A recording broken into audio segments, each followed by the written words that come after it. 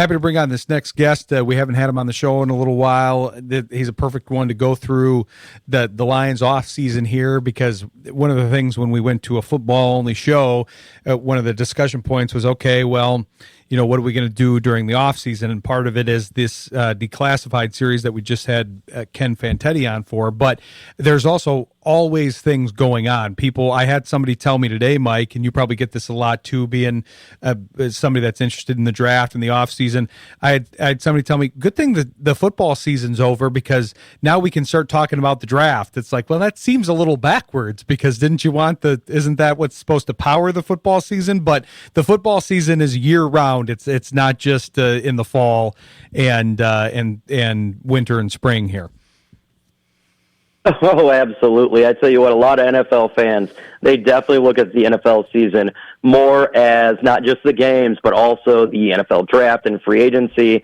At least from my production level at the house, everything has gone up in views, and everyone's super excited for, the off season. Why is that? Because we feel like as an organization, we're pretty close there, and we just got a couple pieces, and maybe we can compete and be like Seattle.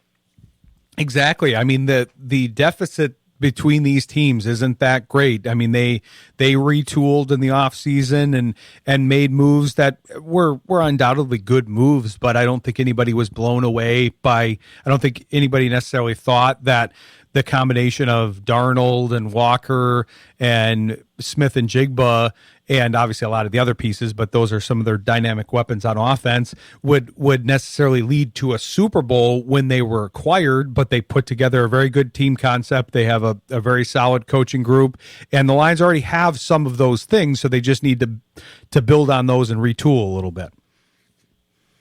Absolutely. It's very similar. I think for the Detroit Lions to get to that level, you got to rebuild the offense and defensive lines. But if you look at the similarities between the two organizations, it's right there, Jackson Smith and Jigma.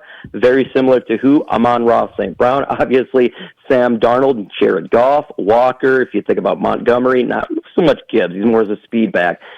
And you can see how the Lions look and how they can compete. And if you look at the AFC, I think that the NFC right now is much better overall in a talent-wise. And, the Lions they're very close. If you look at the NFC North, the Bears, the Packers, all very similar. Heck, we beat the Bears twice. We swept them, and yet they almost got to a Super Bowl. So we're very close, and I think that's why a lot of Lions fans are super excited for this offseason. If you look at last offseason, you had the Frank Ragnow retirement, unexpected, losing both coordinators. There's a little bit of sadness, right? There's a little bit of questions, and I think this offseason you're seeing fans a little bit more rejuvenated. Exactly, and you hit it on the head there, where there were a lot of changes and some things that didn't necessarily break their way too. I mean, you don't want to make excuses, because that happens with all these teams, but the injury bug bit them again, and I think there's going to be some better chances here next year. And you hit on it with the Bears. They beat the Bears twice. We talked about this before you came on.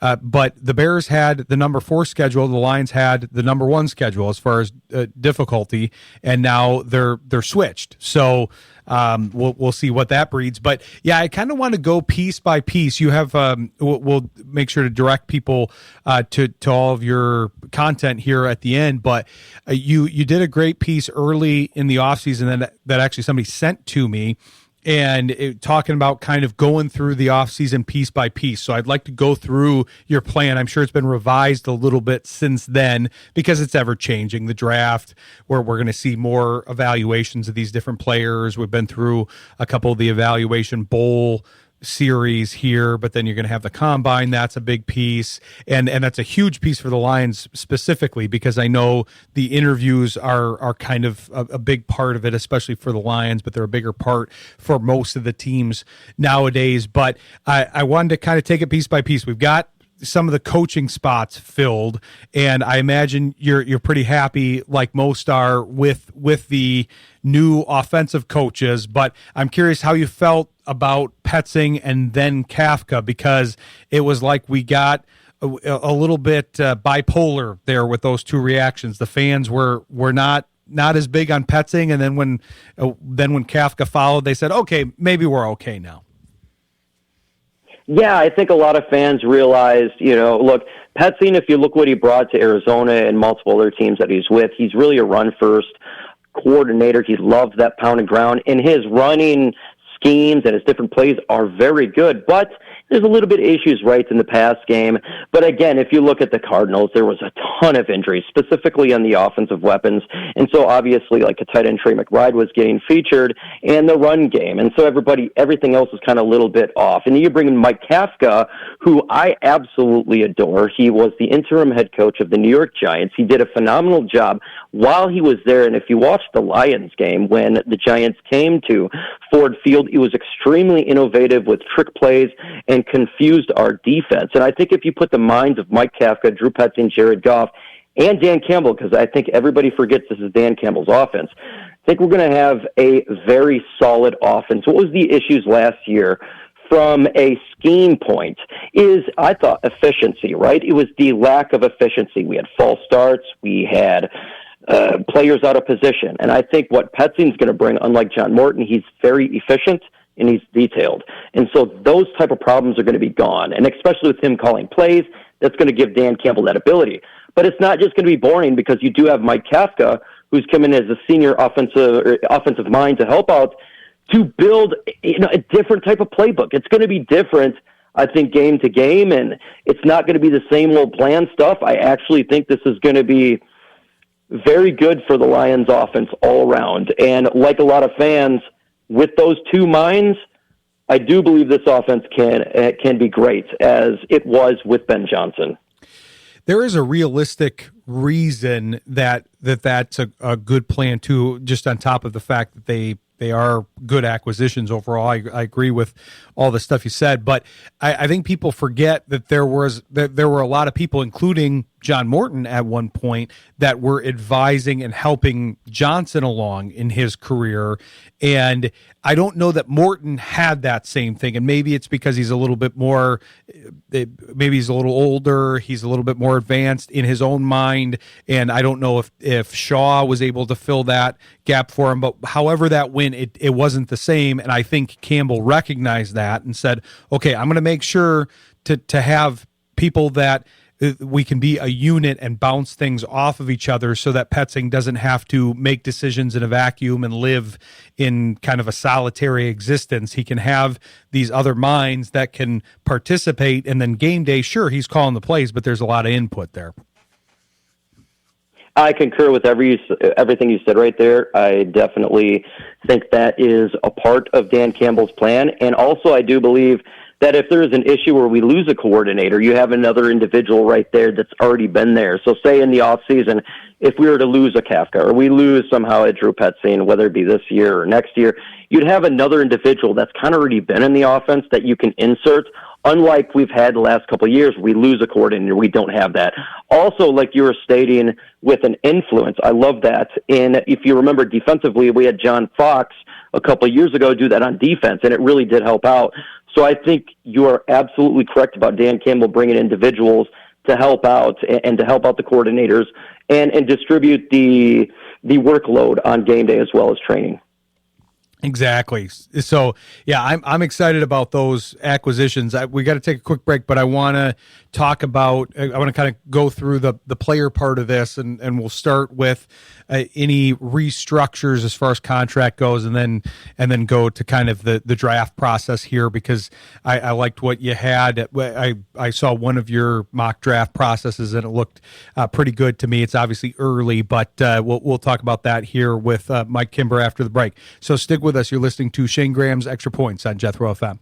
Coming back here with Mike Kimber, talking the Lions off season here. And Mike, I know this is kind of a tough one, because we won't always know which ones they try to pull the trigger on, but I wanted to talk about the subject of restructuring the contracts, because I think it's important for the people to understand that piece, that, okay, they're at a certain level salary cap wise, they need to maybe clear some room so they can make some moves in the offseason. But if they restructured all the deals that they could, they would have some of the most cap room of any team in the league if they executed all of them. So I'm curious if you have people identified for that, or think they're going to be more aggressive about that, or a little less aggressive.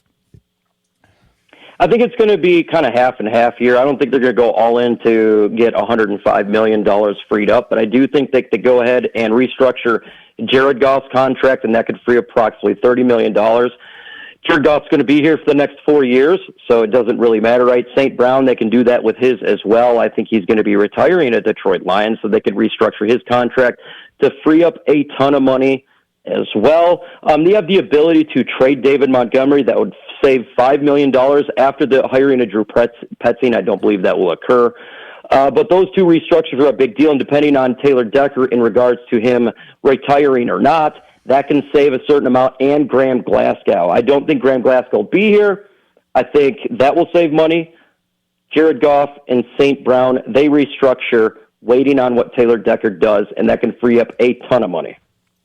I've gravitated towards the position that I'm kind of operating under the assumption that he's not going to be here. I'm sure everybody involved in this situation is understanding of the situation you referenced before, which is the Ragnow situation, because they can't go through this twice in a row. They've got to know definitively before going into the draft, does he plan to play here and finish out his contract, or is he going to retire? How do we want to handle this? There's some that are in the camp that are saying, well, even if he does stay, do you end up cutting him to save what you can? There's a bunch of different directions you can go, but he's clearly ailing. He's towards the end, and although he's still producing at a high level when he's there, you just don't know how much he's got left in the tank, and they're big on kind of the forward planning aspect and being able to put bodies behind folks. So you got to think they're going to want to restore that, especially because, as you referenced, the offensive line is one of the big priorities here. Yeah, and the offensive line is the biggest of priorities this offseason, and the NFL draft is coming up, and I truly believe they're going to fix that tackle position at the 17th pick. Whether Taylor Decker stays here or he retires, I truly believe the Lions are going to take a tackle with the 17th pick. Brad Holmes has spoke many times that the offensive line is a priority. He spoke many times that he does a year in advance. Dan Campbell and Brad Holmes admitted with the Frank Ragnow issue how it affected the team. The Lions are going to take care of this offensive line. That's the number one priority. So fans out there, if you're worried about Jared Goff, Brad Holmes and this organization can make sure this offensive line is taken care of. You're absolutely right about addressing the offensive line as a whole and the lines as a whole. I kind of keep going back and forth about which priority they'll address first, because obviously there's been a lot of talk about the defensive end part of the equation, and there's a lot to be seen, as I mentioned earlier, with not going through the combine yet and a lot of the evaluation pieces of the pre-draft process. But I'm wondering where this is going to lie with kind of the defensive ends versus tackles, with both depth and kind of higher end talent, and where that aligns for number 17. Those things I kind of go back and forth on, because it looks like there might be some depth at the tackle position here, and it'll be interesting to see who kind of distances themselves from the pack. And then with the defensive ends, sometimes it kind of looks like maybe those won't be available, the ones that they'll be interested in at 50, but we'll find out a lot of that information as we go. But those, I think, are the two most likely to be dealt with early on like that. Absolutely, too, and we'll be knowing that a lot of information in the NFL Combine, especially when it comes to pass rushers and defensive line. The people want to know their speed, their get-off speed, all of that type of stuff. So these are going to change, especially at the NFL Combine. And that's, when it comes to the draft, that's probably the biggest for certain players is pass rush. I feel like a lot of people could get jumped up there. We've seen that many times where you have individuals that is just phenomenal stature, and teams fall in love with that player and then draft them high. So we don't know how the pass rush is going to go. And each draft is so different. You can have a run on a specific roster spot, and it just kind of throws the draft in a frenzy. We just don't know how that's going to pan out. The one thing that I wish for this draft, which is not going to happen, because, sometimes, like a couple years ago, when you are a team that obviously is not going to take a quarterback early with Jared Goff entrenched there, it would be nice to have this be kind of a quarterback heavy draft in the first round. But there's really at this point only one quarterback projected pretty much anywhere near the first round. I've seen Simpson a little higher in some projections, but it's basically Mendoza and then a big gap. Yeah, Mendoza and then everybody else, and that is definitely, it's bad for the draft for us, right? You want more quarterbacks to be taken, so it pushes a talent to the Lions at the 17th pick. Now, I must say, though, this is a great draft for offensive line, specifically tackle, and I think with the 17th pick that the Lions are going to get a premium talent there. Now, it would have to be for that not to occur, because there's so many good quality tackles in this year's draft, have to be an insane amount of offensive linemen taken early on. I don't think that's going to occur, so the Lions should have a spot. With that said, I do think that if a line was to be taken early in the draft, that the Lions general manager, Brad Holmes, would probably trade up to make sure that they get a tackle to protect Jared Goff. I truly believe this is a huge concern for them, and whether Taylor Decker's here or not, they're gonna pull the trigger on that. I agree. I mean, they need to reinforce it all the way around. Obviously, they've got to reinforce the middle of that too, because it's going to be interesting to see what positions they feel like they need to fill. They've got some young guys there. Like you said, I'm of the mindset that Glasgow's probably going to be out. So then it's Ratledge and Mahogany, and is Frazier involved somehow, or is he more of a backup? And then what do you bring in? Because I think that the tandem thing that you have to worry about here is yeah, you got to address things in the draft, and who knows if they move picks around, move back, move up. They're more likely to move up historically anyways. But I also think that they're going to try to reinforce the line through measured free agency. So I wanted to talk about your approach to that, because I saw your videos there about kind of free agency and some of the goals, because I think people can kind of go, people always overshoot the mark a little bit as far as, okay, let's get Linderbaum, let's trade for Crosby, let's do all these things that then are going to warp the salary cap issues that you just tried to address, and then will make it harder to extend some of the players that are in the pipeline here. So I'm curious kind of how you see them going through the free agency part, and what needs they maybe address in tandem or via free agency. Interior offensive line center position, I do think they go hard in free agency. Now, I'm not saying they're going to try to get a Tyler Linderbaum. He is going to be getting paid at buku money. He's probably going to be the highest paid player in free agency. Probably, I'm going to assume, gets franchise tag, stays at Baltimore. But there's other centers available. Cade Mays, from Carolina, he's free agent. Connor McGovern, free agent from Buffalo. You have rumors that the Arizona Cardinals could release their center, and obviously that makes sense with Drew Petzing. But I do think they go ahead and reinforce that offensive line.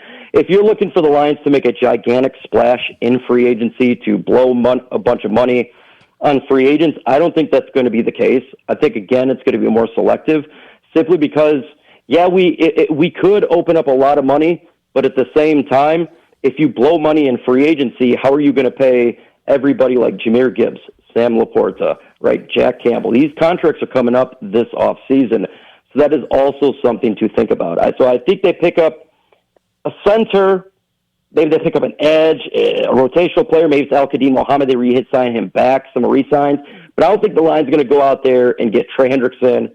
They're going to trade for, as much as we love Max Crosby, or they're going to pick up the highest. It's going to be difficult. But they're going to do their best if they can to fix that offensive line up. And that defensive line, just get a couple pieces and then really focus in the draft. I'm glad we're talking about that concept of extending players, because I think what people have to understand, that if you go for somebody like a Max Crosby, he'd be a great player for the Lions. We don't need to really debate that. We'd be on the same page there. But it's the idea that you would not only give up the amount to get him, whatever you give up via trade, but you also would give up cap space in the future. And so you're ostensibly giving up somebody, because you're not going to be able to sign all those names that you talked about. With you've got Laporta, Campbell, Gibbs, all of those guys, Branch, all of those guys in the mix. You're not going to be able to re-sign all those. So those are going to be pieces that you're going to have to lose, trade away, not get anything out of, only get a compensatory pick, whatever it is. So it's a good discussion to have. I'm glad you mentioned the re-signings though, because they did make some good acquisitions last year, that some of them on kind of 1-year deals. I'm curious who you think is going to be a priority. You mentioned Muhammad. Is he a priority in your mind, and who else you think they're going to kind of prioritize? Because it's the same concept. You can't re-sign everybody. You've got to kind of pick and choose based on the market value and the value to the team. But who are kind of your choices there? Man, I would love Al-Qadim Muhammad's going to be an interesting one, because Spot Rack is saying he could get a 1-year $7.2 million deal, but I'm hearing $10 million. I don't know if the Lions would want to do $10 million a year for a 31-year-old Al-Qadim Muhammad. But if the price is right, yeah, I think the Lions would like to bring him back. He's been a good body in helping stopping the run and setting the edge. I think that's something that they thought they had in Marcus Davenport, but Al-Qadim Muhammad came in here and did that. But again, he had 10 sacks. So it just depends how the market goes. Could there be a team out there that's like, I'm going to give this guy $11 million a year? Well, I don't think the Lions would match that. So we'll see how they go. But I do think that is a priority, right, for the Lions to bring him back. Khalif Raymond is an individual they got to think about, right, because we trade 3 third-round picks to get Isaac Tesla, but Khalif Raymond is still good, and he's still an individual that can do the punt returns. And then you got Alex Anzalone, who's also free agent. And I'm hearing that the Jets are pursuing him pretty hard, because obviously they have issues on defense there. Now, is that a situation where he would move or just stay, for his family? I don't know. I think he leaves. I think he gets outpriced. But I think those are the individuals the Lions would look at just to see if they can get him back. But it's going to be all about the market, because Brad Holmes doesn't overspend. That is something that we know about. He will sit on the market, and if a player doesn't get signed initially, then he'll bring him back. So it's going to be intriguing how this market plays out for those guys.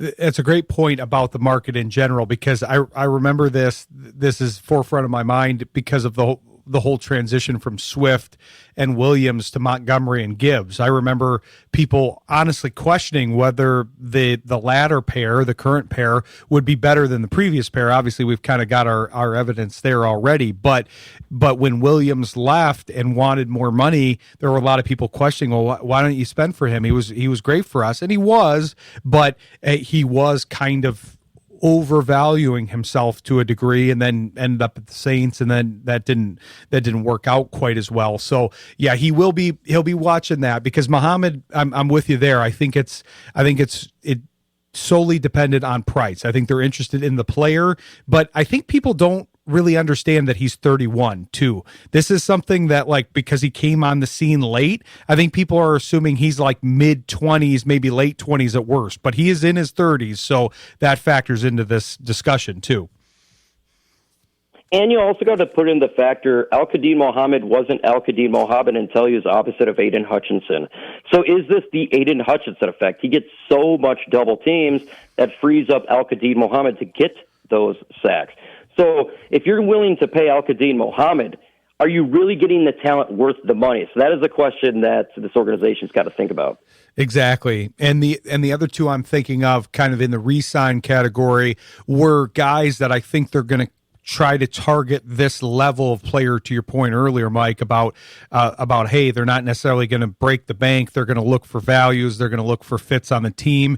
Two of the guys that I felt like were highlights of that last year were Rock Ya-Sin and Avonte Maddox. I feel like both of those guys fit the culture very well. They played, I think, much better than what they were paid, and are probably owed a contract offer. Obviously, they're a little bit older too, so that factors in. But I could see those two being in the mix for Brad Holmes as well. Same thing, depending on the contract value. Oh, absolutely. And Rock Ya-Sin, he was a low contract, a low pickup in free agents, ended up being a good player for the Lions. Look at DJ Reed. We gave him a big contract. He didn't do so well. So it doesn't necessarily mean, well, this is a high-priced free agent. He's automatically going to be better. I think if you ask a lot of fans right now, they'd take Rock Ya-Sin over DJ Reed, just how well he played in his physicality from game one all the way to the end. I thought he did good, and I agree with you. He would be an individual to bring back Maddox as well, especially with the issues right now in the secondary and the injuries to Kirby Joseph and Brian Branch. So there's a lot of question marks there, and those individuals I think would be quality to bring back. And I don't think it's going to be hard to bring those guys back. It's not going to be a high-end contract at all.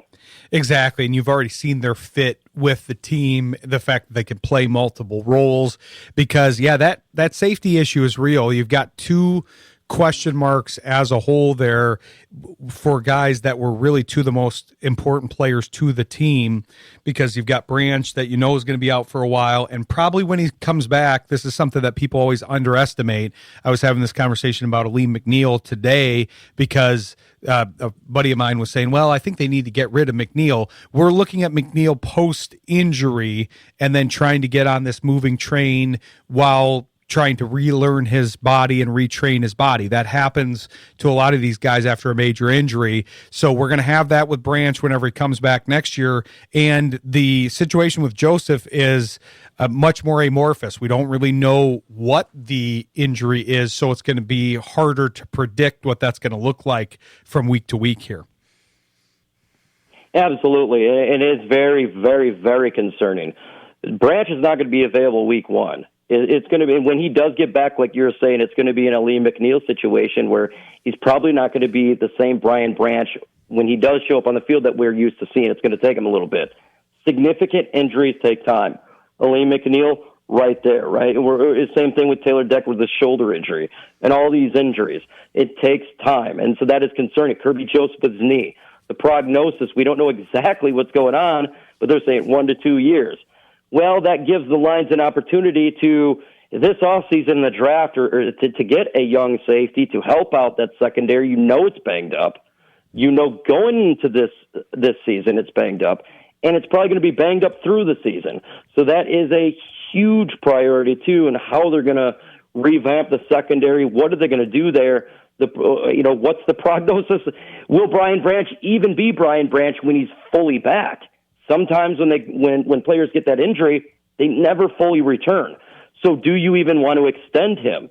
Do you want to wait a while till he shows himself on the field?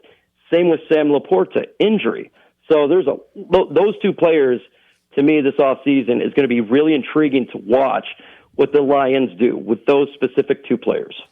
And that's a position that we know is important specifically to Petzing. They're going to want to reinforce that tight end position. Laporta is a great up-and-coming tight end and one of the better ones in the league already. But, yeah, with the health questions and the fact that they're going to want to use that position a lot and use two tight end sets, it's going to be important for them to focus on that too. But great stuff.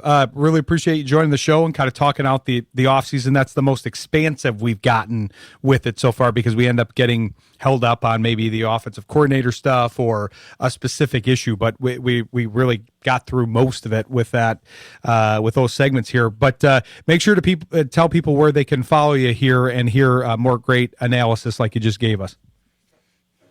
Well, I appreciate it so much. You can find me on YouTube, Lions Talk by Chat Sports. Also, just search my name, Mike Kimber. I'm dropping Lions news and rumors every single day. And if you need Lions information, you come right to me. Be sure to follow him. Like I said, great information. He is a bit of an insider. He's ahead on a lot of this stuff. We said it on a previous show, but he was on top of the Tim Patrick thing. He's plugged in, so be sure to follow him. But appreciate you coming on the show, Mike, and we'll look forward to following back up with you as the offseason progresses here. All right, thank you. Thanks, Mike. Talk to you soon.